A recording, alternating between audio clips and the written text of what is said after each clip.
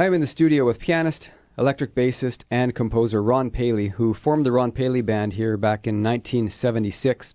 And after playing with the big bands of Buddy Rich and Woody Herman, he also went on to record also a couple CDs and played on a Frank Sinatra album as well. He is known throughout Winnipeg, throughout Canada, as not only a great composer, but as a very versatile pianist. And he's in the studio to chat about ballet. Yes. Ballet. That's exactly. right. That's right. Ballet of all things. So good morning, Ron. Thank you for coming in. I'm happy to be here. It's a pleasure to have you in the studio.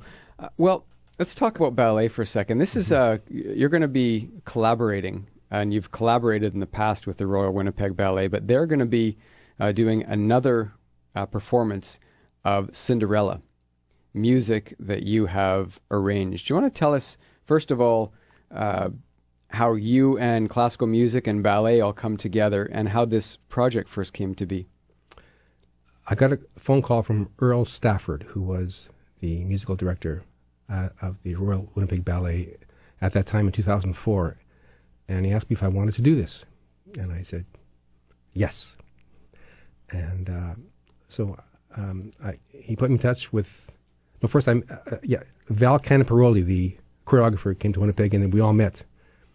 And went on from there, and he told me the songs he wanted arranged. He wanted jazz arrangements of songs by Rodgers and Hart, arranged for big band. So that's what I did. He sent me a list of songs. I would arrange a song, email it to him, email the MP3 to him. He would say, do this, do that. And so we changed it. And finally they were all done. And I'll never forget the very first moment of working with the dancers. The first song was, I forget what it's called. Anyways, and I still don't understand how it went from that to the very first moment of choreography. Watching him choreograph the dancers to the completion of that ballet. It was an unbelievable experience to watch it. I saw it happen, but I don't know how it happened. Mm-hmm. It was just amazing. Well, it's his job to make that happen. Yes, right? well, it is. But I mean, and he's probably looking at the other end, going, "Well, how did he?" Well, I guess it's like anything in life, right? The more we learn, the more we realize is left to learn.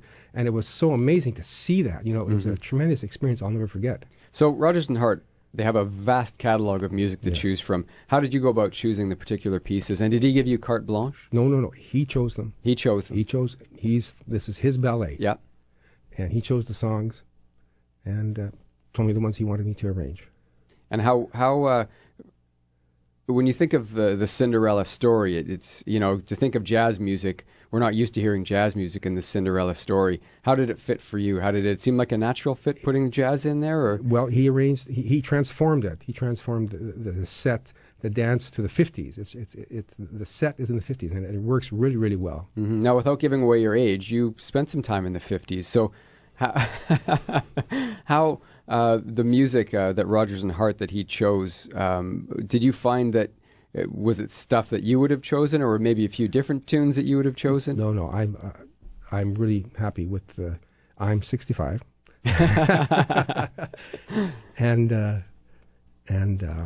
I'm happy with the songs that he chose, absolutely, because he has a very good sense of putting a ballet together. He's been doing this a long time, so he knew he made an excellent choice of songs. So this isn't the first time they performed it. They've performed it a couple other times. First time was 2004, and then 2010, and this is the third time. And as I was saying to you earlier, that does not compute. I don't know how that's possible. Time travels. It's just amazing. Mm-hmm. Now this is a work that was performed in other provinces in Canada, made its way down into the States as well. So from the first time you arranged the music, you've seen it performed so many times.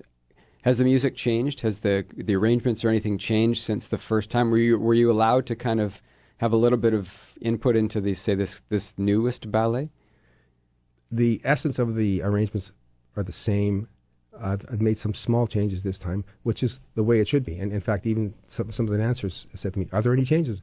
I said, "Yeah, there are some." Great, this is what life is, right? We keep on learning and growing, and so they were happy. It's all good, just to keep on trying new things. Mm-hmm.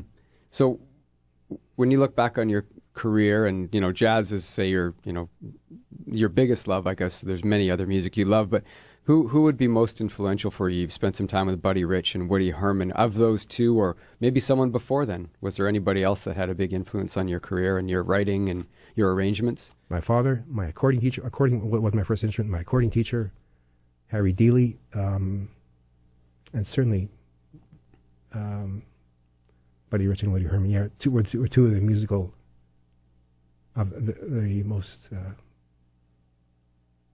had the greatest impact on me musically and in every other way, musically and philosophically, psychologically, the whole thing. Working with them was an amazing experience. And so they were two of the musical highlights of my life. But working with the Royal Winnipeg Ballet is as well. It's been a tremendous experience, which I will never ever forget. Stretching the boundaries, I guess. Yes, exactly. To see, the ballet and jazz, I guess, when you think of West Side Story and things like that, those would be, things that might be breaking the mold earlier on, right? So this kind of is kind of in keeping with that as well. I wanted to ask you, too, about the Winnipeg jazz scene. I mean, you've been here for a long time. How have you seen the Winnipeg jazz scene sort of transform over the last 30, 40 years? It's growing in leaps and bounds, especially with what Steve and Lisa Kirby are doing at the University of Manitoba. I can't say enough about what they're doing. It's just tremendous. And, it's really wonderful what's happening in Winnipeg. But just the music all over, what they're doing, everybody's working. Everybody's growing and learning, just playing. So it's great. Well, thank you for coming in this morning. It's been a pleasure to chat with you. What if you were to describe the music and describe the ballet in a few words, how would you describe the melding of the dancing and the music? A wonderful mix of eclectic styles of music and eclectic styles of music, and I'm sure ballet as well, because although I can't really say it, but it's just I'll say one thing.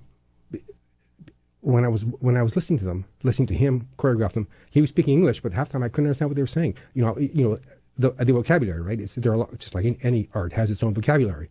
It was very interesting for me to watch and learn what they're doing. It was just, I just can't say enough about what a wonderful experience it's been. So for audiences that didn't get a chance to see it in 2004 and 2009 and 2010, this is another chance to see it, and they don't want to miss it. I think it sounds like a very exciting project again, and nice for you to be revisiting that project again. I guess you could probably do it over and over.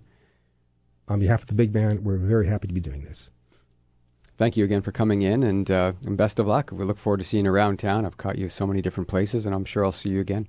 Thank you, Michael. It's my pleasure. Thank you.